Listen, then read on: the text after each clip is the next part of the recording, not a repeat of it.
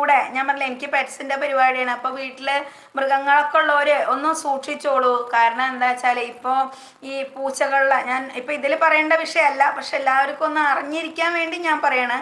അപ്പോൾ ഈ പൂച്ചകൾക്കൊക്കെ ഇപ്പോൾ ഒരു ത്രോട്ട് ഇൻഫെക്ഷൻ പോലുള്ള ഒരു അസുഖം വരുന്നുണ്ട് കേട്ടോ. അപ്പോൾ നമ്മൾ അരുമകളായിട്ട് വളർത്തുന്നുണ്ടാവും. നായക്കുട്ടികൾക്ക് ഉണ്ടോയെന്ന് എനിക്കറിയില്ല, എനിക്ക് നായയില്ല. പക്ഷെ ഡോക്ടറെ അടുത്ത് ഞാൻ എൻ്റെ നാടൻ കുട്ടികൾ 2-3 കുട്ടികളുണ്ടായിരുന്നു. അതിൽ ഒരു കുട്ടി ഇപ്പോൾ ഇന്ന് രാവിലെ പോയി. ഞാൻ ഡോക്ടറെ കാണിച്ചിരുന്നു. ഒരുപാട് ഞാൻ ഗ്ലൂക്കോസൊക്കെ കൊടുത്തു നോക്കി, പക്ഷെ അത് റിക്കവറായി വന്നില്ല. ഒരു കുട്ടിക്ക് തീരെ വയ്യ. അപ്പോൾ ത്രോട്ട് ഇൻഫെക്ഷൻ വരുന്നുണ്ട് പൂച്ചകൾക്ക്. നായക്കുട്ടികൾക്കും ഉണ്ട് എന്നാണ് ഡോക്ടർ പറഞ്ഞത്.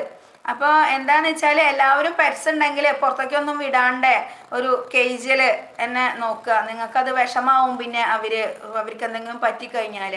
അപ്പോൾ പെറ്റ്സുകളെ ഇഷ്ടപ്പെടുന്നവർ അല്ലെങ്കിൽ പെറ്റ്സിനെ നിങ്ങൾ നോക്കണവരുണ്ടെങ്കിൽ നിങ്ങൾ ഒന്ന് കൂടുതൽ കെയർ ചെയ്തോളൂ. കാരണം എന്താ വെച്ചാൽ ഈ അസുഖം വളരെയധികം പടർന്നു പിടിക്കുന്നുണ്ട് എന്നാണ് ഡോക്ടറും എന്നോട്